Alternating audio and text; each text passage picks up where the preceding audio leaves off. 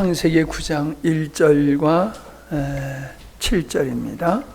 하나님이 노아와 그 아들들에게 복을 주시며 그들에게 이르시되 생육하고 번성하여 땅에 충만하라. 7절 너희는 생육하고 번성하며 땅에 편면하여 그 중에서 번성하라 하셨더라. 아멘. 우리가 여행을 하게 되어지면은 지도를 필수적으로 가지고 갑니다. 이제 차량은 내비게이션으로 하지만은 요즘 많이 편리해졌잖아요. 지도의 기능도 많이 달려졌지만은 그러나 어떤 면에든지 지도는 우리들에게 반드시 필요합니다. 처음 가는 길을 지도를 무시하고 그냥 감각으로만 간다라고 하면은 맞는 경우도 있지만은 낭패를 볼 수밖에 없을 것입니다. 인생을 살아가는 데 있어서 참 중요한 지도와 같은 게 바로 성경이다라고 하는 겁니다.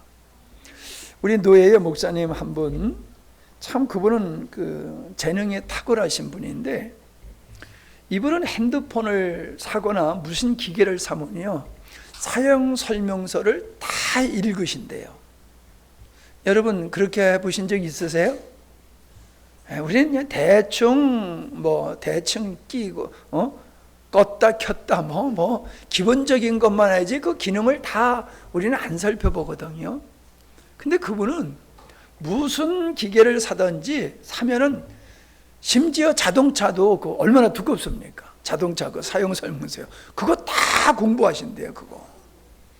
그러니까 만물 박사예요. 모르시는 게 없어요. 기계를 다루는 게 탁월해요. 여러분 그 사용 설명서를 의심하고 읽는 사람이 있겠어요? 거기 가짜가 기록될 일은 전혀 없지요. 예. 그럴 리가 없지요. 사용 설명서에다가 가짜를 넣는다? 있을 수 없는 일이죠. 설명서는 진리란 말이에요. 다. 성경이라고 하는 게 저는 사용 설명서와 같다, 지도와 같다. 저는 그렇게 믿습니다. 그러니 여러분 생각해 보세요. 하나님은 우리가 처음 살아가는 인생, 처음 여행하는 것과 같이 처음 한 번도 살아보지 않는 인생을 우리 사는 거잖아요. 그죠? 인생이라는 건 우리가 한 번도 경험해보지 못한 인생을 우리가 사는 거잖아요. 근데 거기에는 우리의 가족, 이제 부모님이라든가 이웃, 선배 이런 분들을 통해서 우리가 많은 지도를 받습니다만은 우리가 대부분 내가 인생을 살아가는 데 있어서 인생의 공부를 안 해요. 인생 공부를 안 해요. 그냥 사람들이 살아가는 대로 사람들이 살아가요. 생각을 안 하고 또 인생의 모델도 없고 그냥 살아가는 거예요. 때가 되니 결혼하고 때가 되니 애 낳고 이러다 보니까 실수투성이에요. 실수투성이잖아요. 우리 주변의 사람을 보십시오. 우리 자신도 그럴 뿐만 아니라 그래도 우리는 좀 괜찮은 사람에 속하지만은 하나님 없이 살아가는 사람들은요 엉망진창이에요. 왜 그래요? 물건을 샀는데 사용 설명서를 안 보고 사용하는 것과 같은 것이죠. 여행을 가는데 지도 없이 여행을 가는 것과 동일한 것이죠. 요즘은 그런 것이 없지만은 그전에는 100볼트를 쓰다가 220볼트 이게 겸용으로 쓸 때가 있었잖아요. 그때 100볼트를 갖다가 200볼트가 퍼꺼져 버리면 그냥 왕창 다 타는 일들이 많았었단 말이죠. 여러분 제가 목회를 하면서 가만히 내가 성도들의 삶을 묵상을 해보면은 우리가 하나님을 믿는다라고 하는데 하나님을 믿는다고 하면 하나님의 말씀을 믿어야 되는 게 맞잖아요. 예? 하나님을 믿는데 나는 하나님 말씀 성경은 못 믿겠어. 그러면 그거는 안 맞잖아요. 성경이 하나님 말씀이냐 아니냐는 먼저 내가 도전해보고 이 하나님의 이 성경이 하나님의 말씀이다라고 내가 확정이 된다라고 하면은, 확정을 얻었다라고 하면 그 다음서부터는 성경을 우리가 믿어야 되는 거거든요. 근데 어떻습니까, 우리가? 성경을 믿는다고 그래요. 근데 성경대로 안 살잖아요. 그럼 뭐예요? 성경을 안 믿는 거잖아요. 가만히 생각해 보세요, 여러분. 하나님이 기뻐하는 자, 하나님이 합당하지 않는 자에 대한 말씀을 앞전에 쭉 나누었는데, 지금 이 시간에 한번 생각해 보세요. 나는 하나님 믿어요. 하나님 말씀 믿어요. 근데 나는 하나님 말씀대로 안 살아요. 그러면 안 맞는 거잖아요. 하나님을 믿으면은 그분의 말씀을 진리로 믿어야 되고, 하나님의 말씀을 내가 진리로 믿는다라고 하면은, 그러면은 우리는 그 말씀대로 싫어도 복종하면서 살아가야 되는 게 하나님을 믿는 거잖아요. 제가 묻는 겁니다. 그게 맞죠? 그게 맞잖아요. 근데 우리는 많은 부분에 있어서 믿기도 하지만은 어떤 부분에서 안 믿는 경우가 있잖아요. 안 믿는 경우가.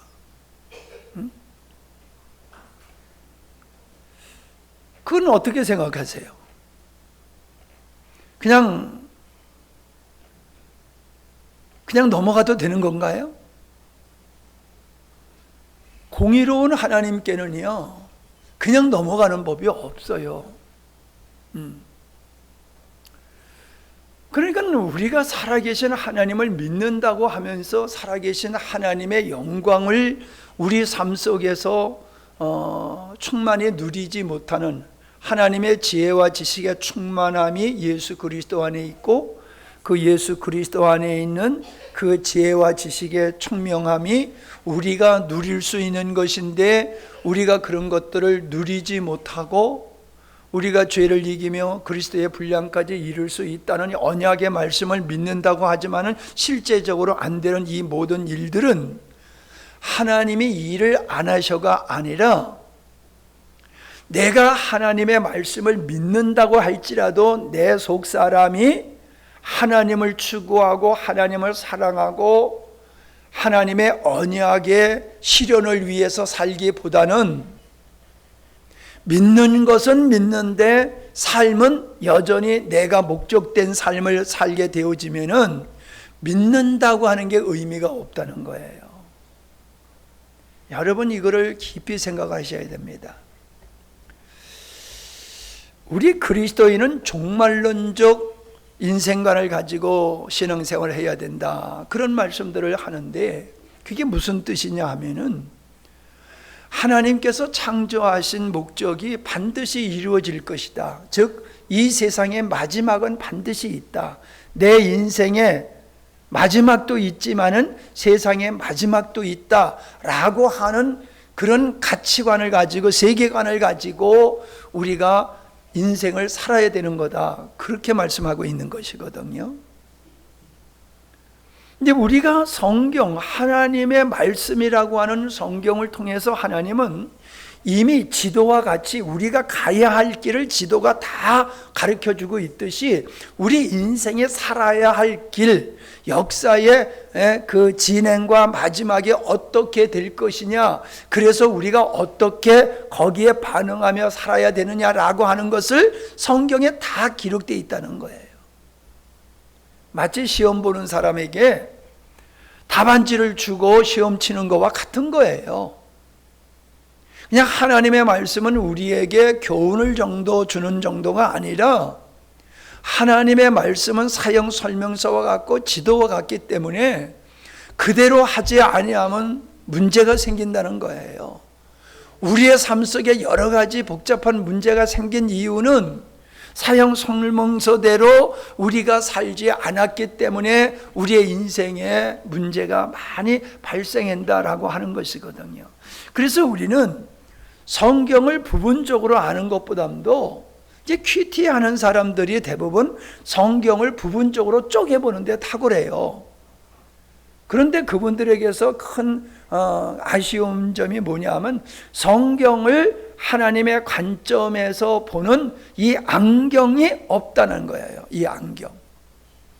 있다 할지라도 그거는 그냥 안경 테만 있고 안경 알이 없는 것 같은 그런 거예요. 예를 들어서 인간을 하나님이 왜 창조하셨어요? 그러면 하나님의 영광을 위해서요. 맞는 말이거든요. 근데 하나님의 영광을 위해서가 뭔데? 라고 하면 이제 답이 다 다르게 나오는 거예요. 왜 답이 다르게 나오느냐? 안경이 다른 안경을 쓰고 성경을 보기 때문에 똑같은 하나님의 말씀을 이해하는 것이 다 다르다는 것이지요. 이제 그런 측면에서 제가 말씀을 계속해서 하나님의 관점에서 성경을 보고 또 여러분에게 그런 토양에서 말씀을 증거하고 있는데, 오늘도 그런 부분 중에 하나가 이제 다 받으셨죠? 예. 우리가 참 오늘 살펴보는 게 너무 재밌어요. 자, 성경을 펴고 보면요, 창세기 3장을 한번 펴보십시오. 그러면 거기 인간의 아담의 타락이 나오지요. 예, 아담의 타락이 나옵니다.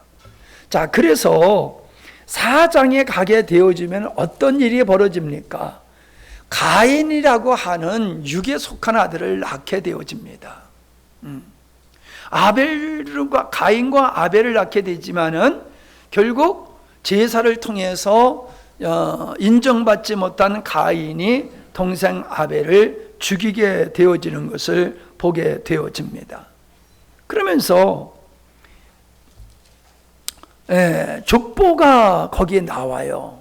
어떤 족보가 나오냐면 가인의 자손의 족보가 나오고, 5장에서는 아담, 즉 셋의 그 족보가 쭉 나오는데, 가인의 족보에서는 못된 사람들만 기록해 있어요. 가인의 후손에는 다 못된 애들만 있어요. 거기 태어나요. 근데 5장에 보면은 셋의 하나님이 의롭게 죽은 아벨 대신에 준 그 셋의 자녀들은 의로운 사람들만 쭉 태어나는 것을 보게 되어집니다. 그런데 보니까 4장에 악인이 나오는데, 먼저는 가인이 성을 쌓고서는 자기의 아들의 이름을 성의 이름으로 정해요. 요즘은 좀 그런 게 적지만 어디 가면은 유적지에다가 자기 이름 써놓고 오는 경우가 있잖아요. 누구 다녀가다 하는 것 같이. 사람들은 이름 남기는 걸 참 좋아해요. 뭐 빌딩의 이름, 거리의 이름, 다리의 이름, 그 뭐 시원찮은 사람 이름 정하지 않잖아요. 다 유명한 사람의 이름을 거기다 사용하는 것을 보게 되지요. 에녹이라고 하는 자기 아들의 이름을 성의 이름으로 쓴 것을 볼 때에 이게 얼마나 인간적이냐라고 하는 것을 알게 되지요. 그 다음에 내려가 보게 되어지면은 유발이 나오는데, 유발은 수금과 통솔을 잡는 자라. 그러니까 악기를 다루는 사람이다 라고 하는, 이것은 그냥 음악을 한다는 것보다도 우상을 섬기는, 음악에는 우상 섬기는데도 음악에 들어가잖아요. 그런 쪽으로 더 치우쳐 있으리라고 생각을 합니다.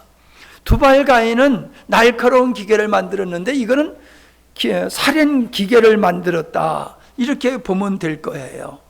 라멕은 여러 여자들과 데리고 살면서 성질 나면은 그냥 마음 내키는 대로 사람을 막 죽이는 그런 살인자가 있음을 거기 나오게 되지요.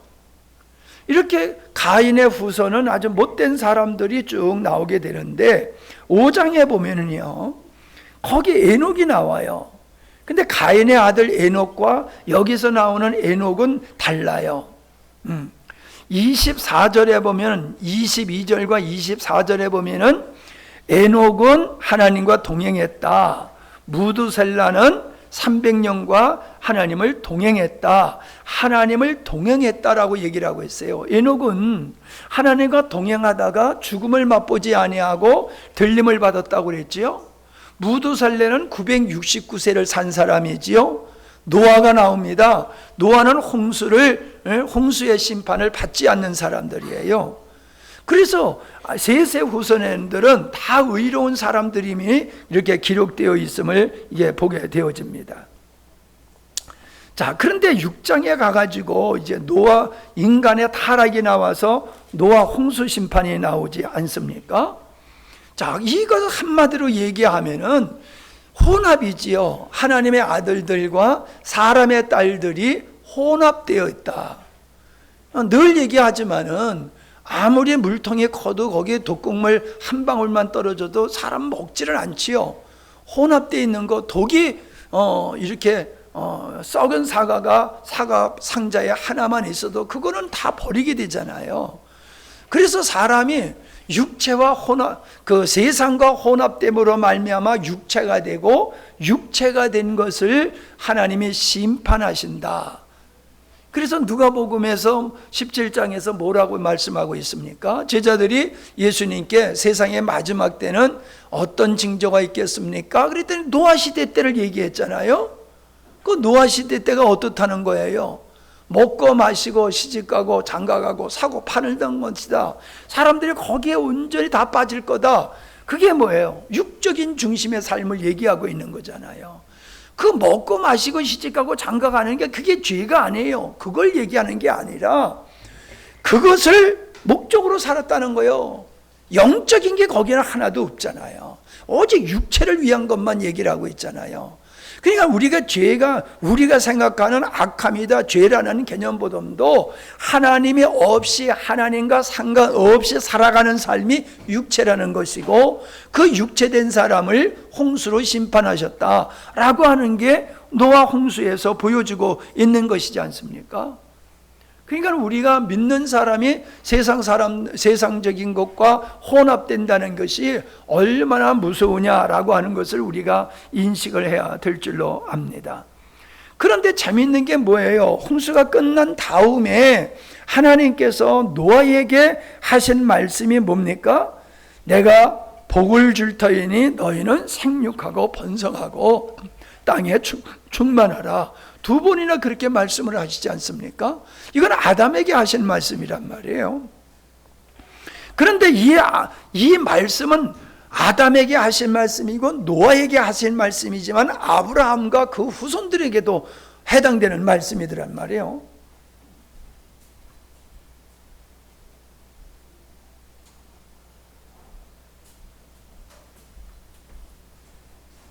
그러니까 이 말씀은 그냥 애들 많이 낳고 번성하라 그런 뜻만이 있는 게 아니라는 거지요.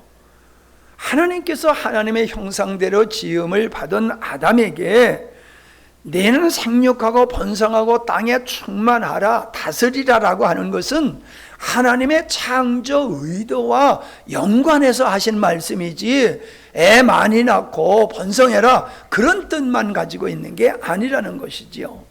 그래서 그것이 결국 인류가 심판받고 새로운 노아의 후손으로 인류가 새롭게 시작될 때에 그 인류의 시작인 아담에게 하신 것 같이 홍수 후에 새로운 인류의 시작인 노아에게도 동일한 말씀을 하셨고, 더 놀라운 것은 새 역사를 이루신 하나님의 창조의 목적을 이루시는 출발점에 아브라함에게도 그렇게 말씀하고 있다는 거예요.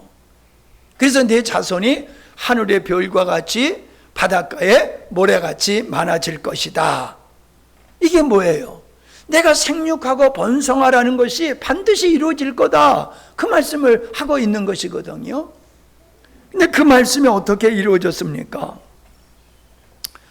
출애굽기 가보면은 이스라엘 백성들이 1장 7절에 보면은 그들이 이 뒤에 어디 있죠? 몇 페이지에 있나?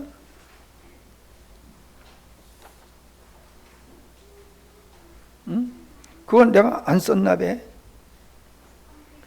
예?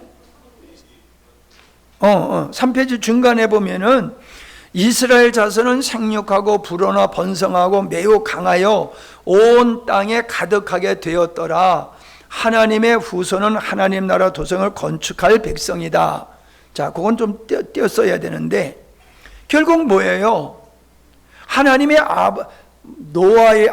아담에게, 노아에게, 아브라함과 이삭과 야곱에게 약속하신 말씀이 성취되어지는 그림이 출애굽기 여는 첫 장에 나오는 것이다 라고 하는 거지요.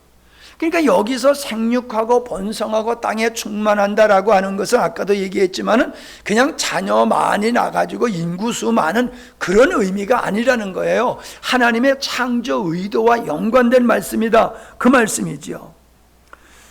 자, 그래서 이제 창세기 10장에 가보면 노아의 후손들이 인류의 시조가 돼가지고 세계적으로 쭉 퍼져서 살게 되어지는 그 족속에 대한 얘기가 쭉 나와 있습니다. 그런데 이제 11장에 가보면은 놀라운 역사가 일어나고 있지요. 또 한 번의 하나님의 진노를 사는 이러한 사건이 벌어지고 있는데 그게 바로 바벨탑을 쌓는 것이다. 그들이 신할 평지에서 벽돌을 만들어 가지고 그 벽돌을 쌓아 가지고 그 성과 대를 쌓아서 꼭대기를 하늘에까지 닿게 하겠다. 그러니까 높게 하겠다라고 하는 의미보다는 하늘에 닿게 하겠다는 것은 인간의 지위를 하나님의 지위까지 올라가게 되겠다. 올라가겠다. 하나님의 보좌까지 넘보는 이런 교만함을 여기서 우리가 볼 수가 있는 것이거든요. 예. 그래서 바벨은 그냥 탑을 쌓는 게 아니라 인간의 교만의 극치이고 하나님을 대적하는 상징의 산물이 바벨탑이다라고 하는 것을 알 수가 있습니다. 자, 바벨탑을 쌓은 이유를 보면은 탑을 하늘에 닿게 하여 스스로의 이름을 내자. 하나님의 이름을 내자가 아니에요. 가인이 성을 쌓고 자식의 이름을 성의 이름으로 붙였듯이 그들은 이 탑을, 거대한 탑을 쌓아가지고 누가 보더라도 이건 인간의 작품이 아니야, 신의 작품이야 할 정도로 거대하게 만들어가지고 어떻게 해야 되겠다는 거예요. 왜 그걸 하자는 거예요? 자기 이름을 내자는 거예요. 자기 이름. 인간의 이름을 내자는 거예요. 인간의 이름. 예. 이게 인간이 추구하는 명예욕이죠. 명예. 예.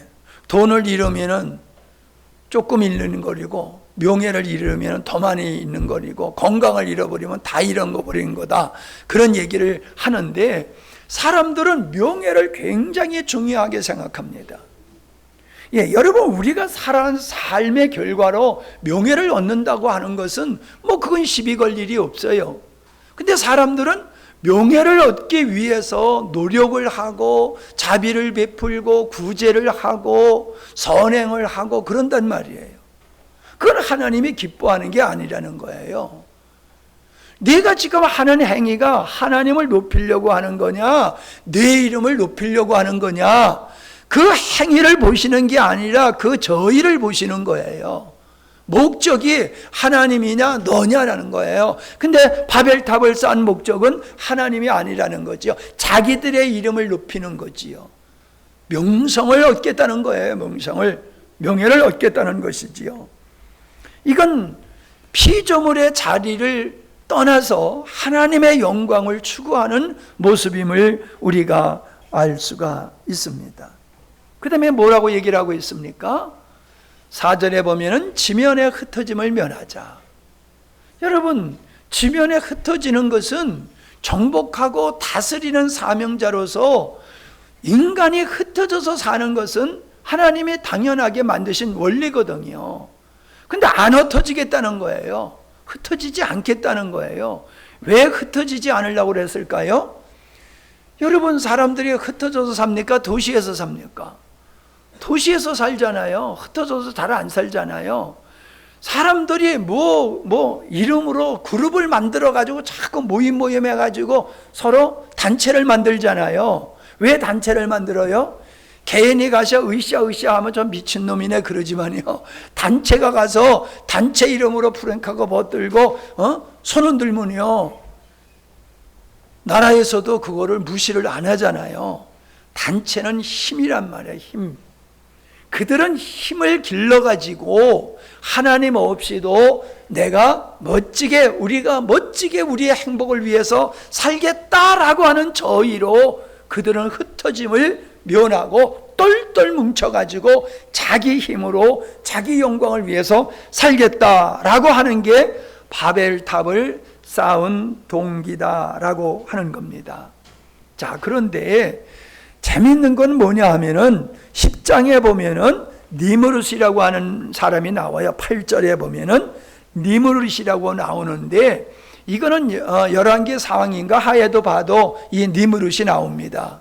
우상을 섬겼을 때에 그들은 이 니므롯을 섬기고 그런 것을 볼 수 있거든요. 니므롯이라는 사람은 어떤 사람인가? 그 앞에 먼저 살펴보면 가인은 어떤 사람인가 하는 건데 하나님의 앞에서라는 말이 나와요. 하나님의 앞에서. 하나님의 앞에서는 면전에서라는 뜻이 아니라 하나님을 대적하여라는 뜻이에요. 하나님을 대적하는 것이 가인의 모습이었다라고 하는데 니므롯도 동일한 사람이요. 8절에 보면은 영걸이다 그랬는데 이 영걸이라는 말은 용사다라는 말과 같은 뜻입니다. 용사라는 말을 어디서 우리가 보았습니까? 하나님의 아들들과 사람의 딸들이 결혼해서 용사를 낳았다. 네피림이다. 이렇게 얘기를 하고 있지 않습니까? 거인이다. 이렇게 얘기를 하고 있어요. 그냥 거인이다, 용사다. 이건 다 힘의 모습을 얘기하고 있는 거란 말이에요. 힘의 모습을. 자, 그래서 9절에 보면은 특이한 사냥꾼이다. 특이한 사냥꾼이다.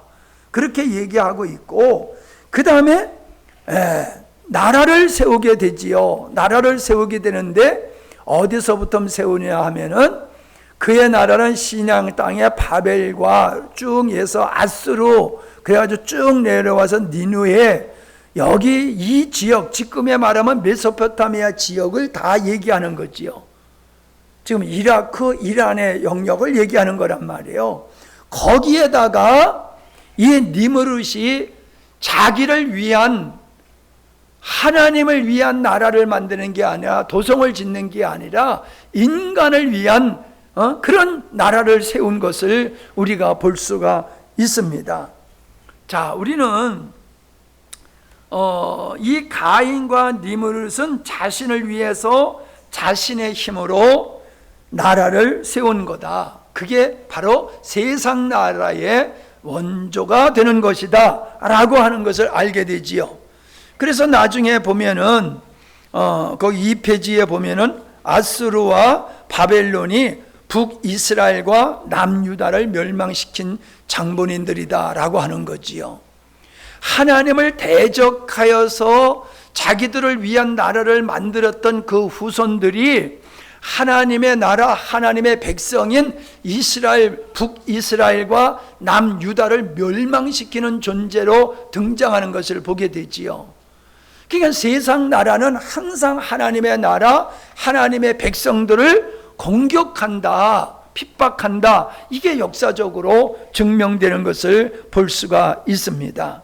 세상 나라라고 하는 게 뭡니까? 가인이 세운 나라, 니므롯이 세운 나라라고 하는 것은 바벨탑, 바벨론이라고 하는 이 존재는 인간의 힘으로 그 능력을 그 사람의 다른 거로 그 사람 평가하는 게 아니라 그가 지니고 있는 능력으로 그 사람을 평가하는 거다. 세상 나라는 바로 사람이 가지고 있는 지식, 능력, 재능 등등 인간이 가지고 있는 것을 힘으로 여기는 나라가 세상 나라라는 거예요. 하나님의 나라는 어떻습니까? 믿음을 힘으로 여기는 나라지요. 하나님을 신뢰하는 믿음을 힘으로 여기는 나라가 하나님의 나라인데, 가인과 니므롯이 만들고 세운 도성과 그 바벨탑은 인간의 힘을 가치로 삼는 그런 세상 나라를 그들이 세웠고, 그들이 결국 하나님의 나라를 공격하더라라고 하는 것이지요. 자, 바벨탑을 쌓는 것을 흩어버리신 하나님. 자, 하나님께서 그 바벨탑을 흩어버리셨지요. 예. 11장 5절에 보면은 여호와께서 인생들의 쌓는 성과 대를 보시려고 강림하셨더라. 아니면 하나님이 와서 봐야지만 볼 수 있습니까? 이거는 하나님을 인간으로 비유하셔서 이렇게 표현하는 거예요. 그래서 인간을 지은 것을 후회하셨다라는 말이라든지 이렇게 강림해서 그들을 봤다라고 하는 것은 바로 사람으로 이렇게 표현하는 표현법이다. 이게 뭐 용어가 있는데 그 용어가 얼른 생각이 안 나네. 자, 왜 하나님은 바벨탑을 무너뜨려 버리셨냐? 바벨탑 쌓는 거, 인간들이 자기 이름을 내고 하나님을 대적하는 이 못된 것을 하나님께서는 왜 무너뜨리셨느냐? 이게 우리가 생각해야 될 문제예요. 이게 왜 그 중요하냐라고 하면은 어디에 내가 기록했었는데 얼른 안 보이네. 창세기에는 뭐예요? 에덴 동산이 있지만은 저 요한계시록에 가면은 새 예루살렘이 있죠.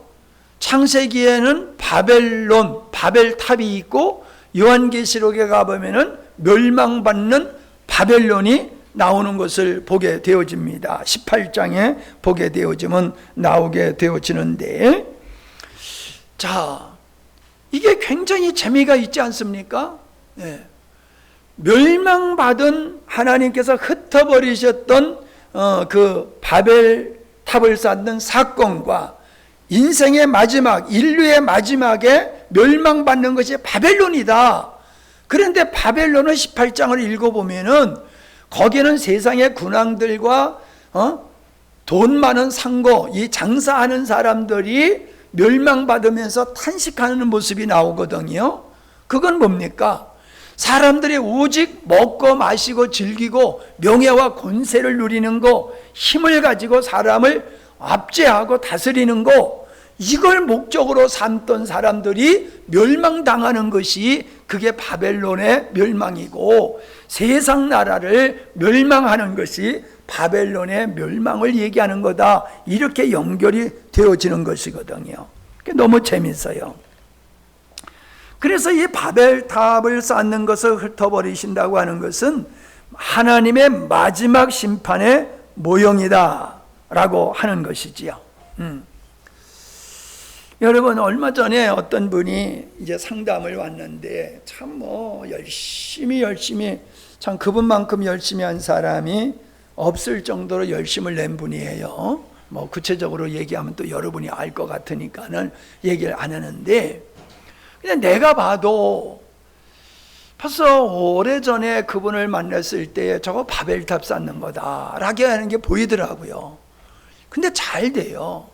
모든 게 잘 돼요. 근데 나 아무리 봐도 저건 바벨탑을 쌓는 거야. 내 마음에는 그렇게 생각이 드는데 아닌가 달라요. 지금 완전히 쫄딱 망하게 되어 있어요. 그래서 본인이 이제 본인의 입으로 내가 쓸모없는 바벨탑을 쌓아왔다라고 고백을 하고 인정을 합니다. 그게 불쌍하잖아요. 그 바벨탑 쌓느라고 얼마나 고생을 했습니까? 근데 그것이 그냥 와르르르 무너지니 인생 전체가 헛된 인생을 사는 거잖아요. 바벨탑을 쌓다가 흩어져 버리니 그동안 바벨탑 쌓은 게 무슨 의미가 있습니까? 잘 생각하세요, 여러분들. 여러분이 추구하는 것들이 혹시 바벨탑은 아닌지, 즉 여러분의 이름을 높이고자 하나님과 상관없이 사는 삶을 살고 있다고 하면은 그게 뭐 바벨탑이 크든지 적든지 간에 그건 무너질 수밖에 없는 것이고, 바벨탑의 심판은 마지막 날의 심판을 말씀하고 있는 거다 하는 겁니다. 그래서 1장부터 창세기 1장부터 11장은 원시 시대의 마지막 사건인 바벨론 사건으로 끝이 납니다. 노아의 사건으로 끝나는 게 아니에요. 노아의 사건으로 끝나는 게 아니라 바벨탑 사건으로 세상 나라에 대한 이야기는 스톱하고 그 다음서부터 12장부터 아브라함을 통해서 하나님의 나라가 시작되어지는, 열려지는 사건이 12장서부터 이제 본격적으로 기록되어지고 하나님의 언약이 성취되어지는 과정이 출애굽으로부터 쫙 이루어지는 것이, 그게 하나님의 언약의 성취, 생육하고 번성하라고 하는 이 언약의 명령과 언약의 말씀이 성취되는 것이, 이게 구약이고 그 다음에 예수님의 십자가고 신약이다 라고 하는 것이 성경의 구조다라고 하는 겁니다. 자, 창세기 12장 2절 같이 시작.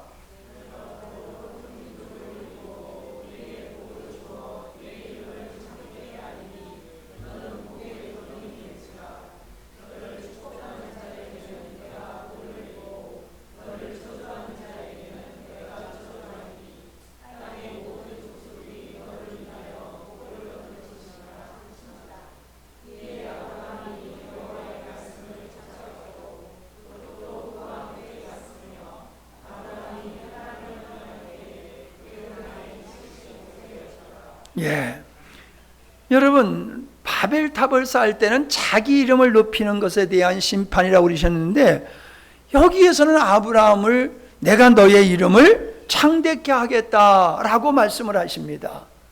아브라함의 이름을 창대케 하겠다는 것은 하나님의 의도하신 목적을 아브라함을 통해서 보여주시고 아브라함을 통해서 이루시겠다고 하는 겁니다. 그러니까 우리가 믿음의 조상 아브라함라고 하는 그 이름을 높이는 이유는 아브라함이 하나님의 뜻을 이루는 시작점이다. 원시 시대의 모든 것은 끝장내고 이제 하나님의 본격적으로 당신의 의도를, 창세전의 의도를 이루어가는 그 문을 여는 자가 바로 아브라함이기 때문에 그 아브라함이 이름이 존귀케 되는 것이다 하는 거거든요. 그래서 너로 말미암아 모든 민족이 복을 받을 것이다. 이게 구원에 관한 얘기를 하고 있는 것이잖아요. 하나님의 자녀가 된다라고 하는 거. 예? 자, 4절을 보면 재밌어요. 이에 아브라함이 여호와의 말씀을 쫓아갔다. 이해가 뭐예요? 하나님이 아브라함에게 약속한 말씀을 아브라함이 받아들였다는 거예요. 이제부터 아브라함은 하나님의 언약을 근거로 살았다는 거예요. 그래서 그는 믿음의 조상이 됐다는 것이거든요. 그런데 재밌는 거는요, 누구도 따라갔다? 롯도 따라갔다. 근데 롯에게는 아브라함이 가졌던 믿음이 있다 없다? 없는 거예요. 따라가기는 따라갔는데 아브라함이 가지고 있는 그 하나님이 주신 비전을 같이 공유하고 따라간 게 아니라 그냥 아브라함한테 빌붙어 가지고 살려고 따라갔다는 것이지요. 그러니까 결국이 어떻습니까? 그의 결국은 비참하게 돼버렸잖아요. 소돔성을 선택했다가 비참하게 돼버렸잖아요. 육의 것을 줬던 사람은 망하게 됐지만은 아브라함은 광야 땅을 가지고도 큰 거부가 되고 믿음의 조상이 되어진 것을 우리가 볼 수 있어요. 근데 재밌는 것은요, 너의 자손들이 하늘의 별과 같고 바다의 모래같이 많아질 거다라고 하는 말씀을 하셨을 때에 아브라함에게도 하시고 이삭에게도 하시고 야곱에게도 하셨어요. 그런데 이 세 여자는요, 다 아이를 못 낳는 자리에 있었던 사람이에요. 하나님께서 복을 주신다고 하면은 그냥 결혼하자마자 애들을 그냥 막 낳아야 되는데 결혼하고도 아이를 못 낳는 거예요. 그러다가 하나님의 은혜로 아이들을 낳게 되는 것이지 않습니까? 그러니까 하나님의 언약은 인간이 봤을 때에 저절로 되는 게 아니다. 이건 하나님의 개입으로서 하나님의 언약이 성취되는 거다. 이걸 보여주기 위해서 그들의 태를 쉽게 열어주지 않으셨던 것을 보게 되어져요. 그러니까 오늘 우리의 삶이 어떠하냐, 우리 형편이 중요한 게 아니라 우리 삶 속에 하나님의 언약이 이루어지도록 하나님이 개입할 수 있는 통로가 열려야 된다는 거예요. 아멘? 하나님이 개입하면은 닫혔던 그 태가 열리듯이 하나님은 우리를 통하여 당신의 창세전의 의도를 이루시려고 하는 그게 우리를 봤을 때는 마치 태가 닫힌 것과 같은 형국이라 할지라도 하나님이 개입하셔서 역사하시면은 이루어진다, 성취된다, 그 말씀인 줄로 믿습니다. 자, 재밌는 게 뭡니까? 하나님은 아브라함을 불러내시고요, 이스라엘 백성들을 애굽에서 불러내셨다는 거예요. 아까도 얘기했지만은 바벨론은 어떤 땅입니까? 그거는 하나님을 대적하는 나라가 세워진 곳이에요. 그 하나님을 대적하는 그 나라에 속한 우상단지를 섬기는 아브라함을 하나님은 건져내신 거예요. 불러내신 거예요. 지난주에 부르심에 합당하게 살자 하는 것 같이 하나님이 아브라함을 불러내셨단 말이에요. 불러내셨어요. 어디서? 우상의 땅에서. 애굽에서 불러내셨어요. 애굽은 세상 나라 사단을 바로를 사단으로 상징하는 거거든요. 하나님을 경배하고 하나님의 도성을 져야 할 백성들을 끌어다가 자기들을 위한 곡간을 짓는 일에 그들을 부려먹었잖아요. 그러니까 하나님이 아니야, 얘네들은 육체를 위해서 세상 나라를 위해서 부역할 존재들이 아니야, 얘네들은 나를 위해서 헌신할 자들이야. 그러면서 하나님이 불러내시잖아요. 이 불러낸 거, 아브라함이 바벨론에서 불러낸 거나 이스라엘 백성이 애굽에서 불러낸 게 그게 구원을 의미하는 거예요. 구원을. 무엇을 위한 구원이냐는 거예요. 그게 중요한 거예요. 무엇을 위한 구원이냐. 하나님이 왜 우리를 창조하셨느냐, 하나님이 왜 우리를 구원하셨느냐, 이거 알아야 된다고 내가 계속 강조하잖아요. 그걸 알아야 된다는 거예요. 근데 이스라엘 백성들은 그걸 몰랐잖아요. 그러니까 안식의 땅에 들어가지 못하고 광야에서 뺑뺑이 돌다가 다 죽어버리고 말았잖아요. 근데 보세요. 히브리서 11장 8절로 16절을 보면요, 히브리서 기자는 아브라함이 갈대아 우르 땅 바벨론에서 나왔을 때에 그가 뭘 바라보고 살았느냐, 그거를 기록하고 있어요. 아브라함이 이 성을, 영원한 성을 바라보고 고향을 떠나왔어. 그리고 나그네 인생을 살았어. 뭔 얘기예요? 그러니 너희들도 이 땅의 도성을 바라보고 살지 말고 영원한 하나님의 도성을 바라보고 살아야 되는 거다, 그 말씀을 하고 있는 겁니다. 그게 히브리서 11장에 있고 12장에 있고 13장에 있는 것이다.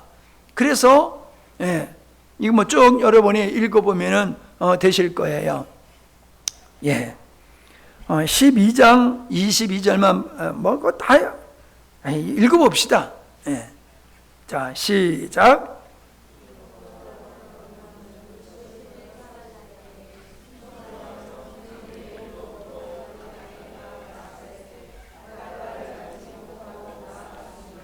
근데 이게 칼바를 하나님이 나에게 약속한 게 있는데 그게 아주 확실하지 않았다 이 말이에요. 그렇지만 나갔다. 9절.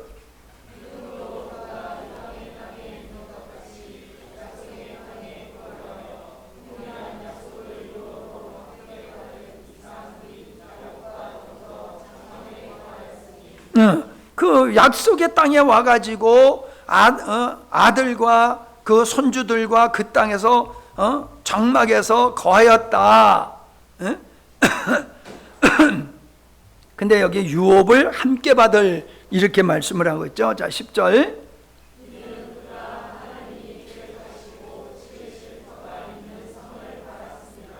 하나님이 계획하시고 장차 지으실 터가 있는 성을 바라봤습니다.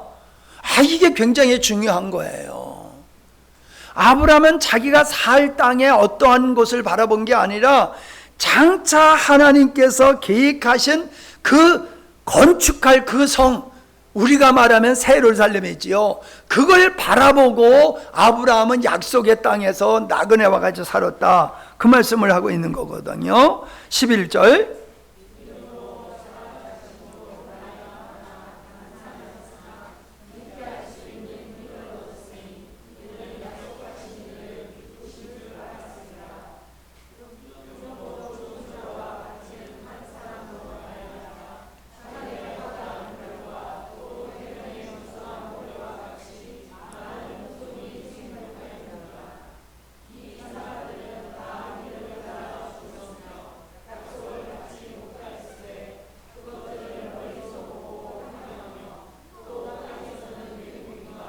예, 그것을 멀리서 보고 환영하며 또 이 땅에서는 외국인과 나그네로 그들이 부름을 받고 살았다. 자, 14절.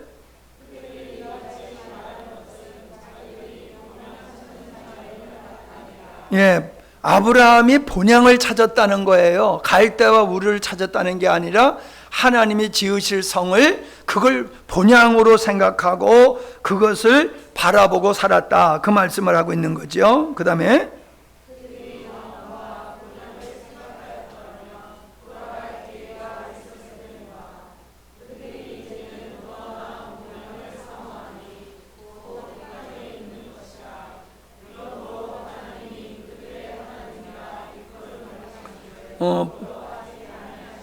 본향이라고 하는 것이 고향이었다고 그러면 얼마든지 돌아갈 수가 있었지 않겠느냐.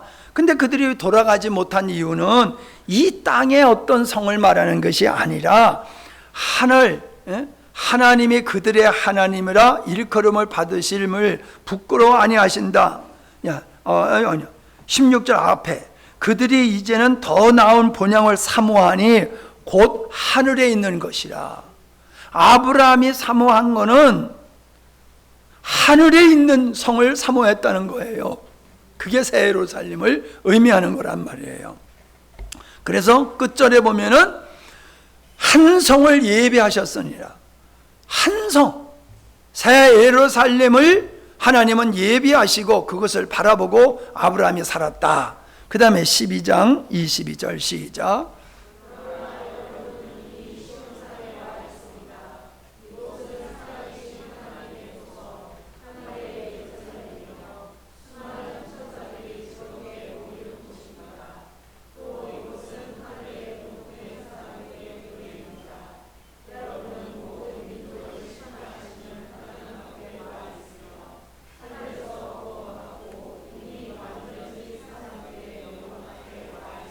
예, 이게 지금 뭔 얘기를 하고 있어요? 하나님의 예비한 성, 영원한 하늘의 성을 얘기하고 있는 것이지요. 그것을 하나님의 도성, 살아계신 하나님의 도성, 하늘의 예루살렘이다. 그렇게 표현을 하고 있습니다. 13장 14절에도 보니까는 영구한 도성이 없으므로, 이 땅에는 영구한 도성이 없다는 거예요. 인간이 거할 수 있는 영원한 도성이 없다. 영원한 도성은 하늘에 있는 것이다. 그 말씀을 함으로써 결국 아브라함과 그 이삭과 야곱과 선택된 그들이 바라봤던 것은 땅의 도성이 아니라, 땅의 나라가 아니라 하늘에 있는 하나님의 나라 도성을 그들이 바라보면서 살았다라고 얘기하는 겁니다. 그래서 여기 모인 무리들을 뭐라고 얘기했어요? 너희들은 이 하나님의 도성, 하나님의 예루살렘의 주인들이다. 그게 뭐예요? 교회다. 이렇게 얘기를 하고 있잖아요. 하늘에 등록된 사람들이 교회입니다. 이 교회가 아브라함이 모든 민족이 복을 받게 된다고 하는 그 사람들이고, 하나님께서 아브라함에게 그리고 노아에게 생육하고 번성해야 될 사람들이다 라고 하는 그 무리들을 얘기하고 있는 거지요. 그래서 요한계시록에 보면 14만 4천 얘기를 하고 있고, 그 다음에 어떤 얘기를 하고 있습니까? 구약의 12지파, 신약의 12사도, 그래서 구약의 성도, 신약의 성도들을 가리켜서 거룩한 성 예루살렘의 주인공들이라고 얘기하고 있지요.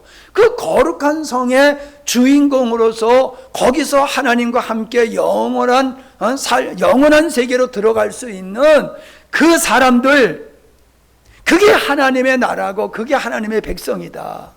하나님은 이것을 이루기 위해서 아브라함을 선택해가지고 그 일을 시작하셨고, 그 다음에 예수님을 이 땅에 보내셔서 하나님의 백성들을 얻는 일, 자녀를 얻는 일을 하셨다라고 하는 게 성경이 말하고 있는 이야기들이다, 이 말입니다.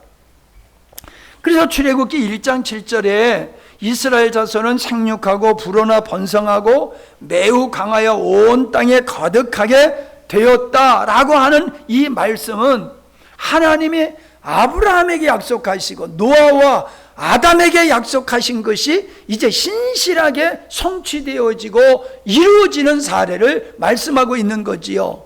그게 이제 허다한 무리들인 온 세계에 하나님을 믿는 수로 이렇게 허다한 생육하고 번성하는 게 그렇게 표현되는 것임을 볼 수가 있습니다. 자, 모세가 홍해를 건넌 후 부른 찬송시에 이것이 나와 있어요. 뭐가 나와 있느냐? 시작.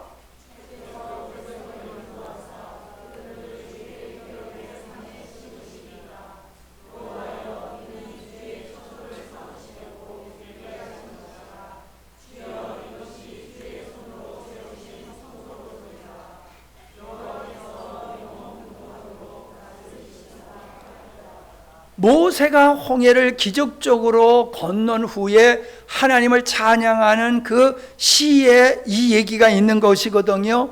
그러니까 하나님이 가나안 땅을 약속하셨다라고 하는 거, 가나안 땅을 약속하셨다고 그러는데 뭐라고 그랬어요? 기업의 산에 심으시나이다. 그러니까 산에다가 나무를 심듯이 이 백성들을 하나님의 영원한 처소에다가 우리를 심으시려고 우리를 건져내셨습니다. 그렇게 얘기를 하면서 뭐라고 그래요? 여호와여, 이는 주의 처소를 삼으시려고 예비하신 것이리다. 어디가? 가나안 땅이. 더 구체적으로 얘기하면은 주의 손으로 세우신 성소로서이다.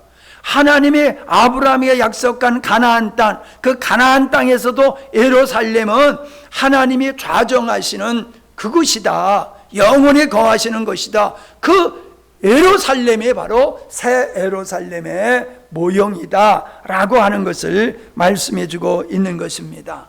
그러니까 아브라함이 바라본 영원한 도성과 모세가 바라본 도성은 같은 하나님께서 거하실 도성, 하나님의 나라다.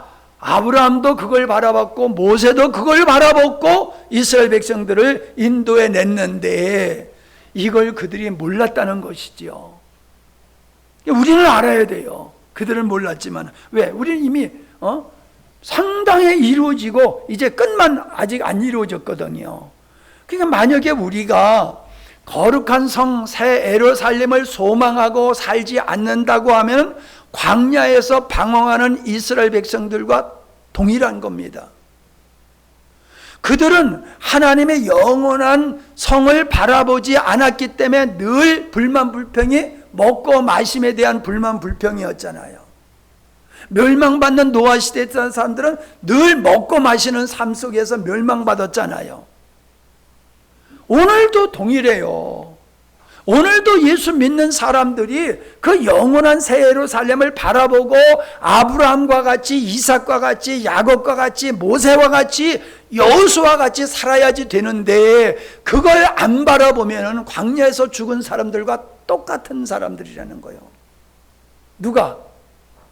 영원한 새 예루살렘을 바라보지 않는 사람이 교회만 다닌다고 건강한 그리스도인이 아니라는 거예요. 오늘 우리가 아까 그랬잖아요. 말씀을 믿는다고 하면서도 말씀대로 안 사는 이유, 그게 진짜 하나님을 믿는 거냐 질문했잖아요. 반문을 했잖아요. 우리가 정말로 하나님을 믿는다고 하면은 하나님은 영원한 도성을 건축하시고 성도들로 그걸 건축하시고 그 성에서 영원히 하나님은 거하실 것이라는 거지요. 영광을 받으실 거라는 거지요. 우리는 그 성이 될 것이며 그 성의 백성이 되어서 영원토록 하나님께 예배할 것을 바라보면서 아브라함이 나그네와 같이 살았던 것 같이 우리도 그렇게 살아야 되는 거다, 이걸 말씀하고 있는 거예요. 얼마나 이해가 되시는지 모르겠네. 내가 봤을 때는 거룩한 성 예루살렘을 바라보면서 예수 믿는 사람들이 별로 없는 것 같아요. 이스라엘 백성들 광야에서 맨날 불평했던, 하나님의 영광 중에 살면서 맨날 하나님을 불평했던 것과 같이 주의 은혜로 살면서도 맨날 자기가 원하는 데 살고 바벨탑을 살면서 싸우면서 살고 있지, 모세와 같이 아브라함과 같이 그 성을 바라보며 사는 그리스도인이 얼마나 될 거냐. 저는 우리 영광스러운 교회 성도들은 다 그렇게 되기를 바랍니다. 다른 사람은 몰라도 우리는 다 그렇게 되기를 바라요. 우리가 찬송을 부르면 시온성과 같은 교회 그의 영광 하나 없다, 이 찬송이 있잖아요. 시온을 찬양하고 예루살렘을 찬양하는 노래들이 얼마나 많습니까? 시편도 그래요. 시온이 바로 예루살렘 지역이요, 거기가 시온이에요. 그 시온이 뭡니까? 하나님이 거하시는 곳이에요. 그렇기 때문에 그 땅을 예배하고 그 땅을 축하하고 존경하는 거란 말이에요. 그러니까 진짜 우리는 경배할 게 뭐예요? 영원한 새 예루살렘, 그걸 바라보고 오늘 우리들이 오늘을 살아야지 세상에 혼합되지 않는 사람이지, 말로만 그러고 광야의 이스라엘 백성들과 같이 세상 것 바라보며 산다라고 하면은 혼합된 자예요. 혼합된 자. 다윗이 왜 시온에 거기다가 성전을 짓고 왜 거기다가 법궤를 모셔왔습니까? 이거는 영원한 하나님의 나라를 상징하는 거예요. 예루살렘의 하나님의 도성, 이것은 영원히 하나님이 지으실 그 성의 모형이란 말이에요. 하나님은 이스라엘 백성들과 함께 하신다는 것입니다. 예루살렘은 새 예루살렘의 모형이다. 아브라함과 모세와 다윗이 바라본 도성은 오늘날 우리가 바라봐야 할 도성이며 건축해야 할 도성인 하나님의 나라인 것이다. 아멘. 제발 그냥 지나가지 마시고, 너무 피곤해서 제대로 못 들으시는 분은 녹음된 거 계속돼서 다시 한번 들으시면서 정신이 맑을 때에 다시 한번 들으시면서 성경이 어떤 그림으로 기록되어 있는가, 목사님이 뭘 보시고 우리에게 말씀을 증거하시는 것인가, 이거를 여러분들이 다 깨닫게 우리도 아브라함과 같이 나그네 인생을 살기를 바랍니다. 감사합니다. 하나님, 너무나도 소중한 말씀을 이 한 저녁에 나눴습니다. 아브라함이 바라봤던 영원한 도성, 모세가 바라봤던 영원한 도성, 그리고 다윗이 바라봤던 영원한 도성이 우리도 바라보는 도성이 되게 하여 주시옵시고, 우리가 그 하나님의 도성을 이루시는 경륜 속에서 살아가는 우리 모두가 되게 하여 주시옵소서. 참으로 광야에서 불만불평을 했던 그들은 하나님 보시기에 합당하지 않는 자들인 것과 같이 오늘 하나님을 믿는다고 하면서도 하나님의 창조적인 의도와 경륜과 상관없이 먹고 마심에 빠져서 산다라고 하면 하나님께 합당하지 않는 자인 줄로 믿습니다. 함께하지 않는 자는 반대하는 자요, 모으지 않는 자는 해치는 자다 말씀하신 거 스쳐 지나가지 않게 하시고, 내가 참으로 나의 인생이 하나님의 창조 의도에 부르심을 받은 목적을 향하여 정상적으로 살아가고 있는지 우리의 자신을 깊이 성찰하게 하여 주시옵시고, 모든 교회가 이 자리로 나가는 일에 우리가 쓰임받기를 원합니다. 우리를 지켜주신 주님을 찬양하오며 예수님의 이름으로 기도하옵나이다. 아멘.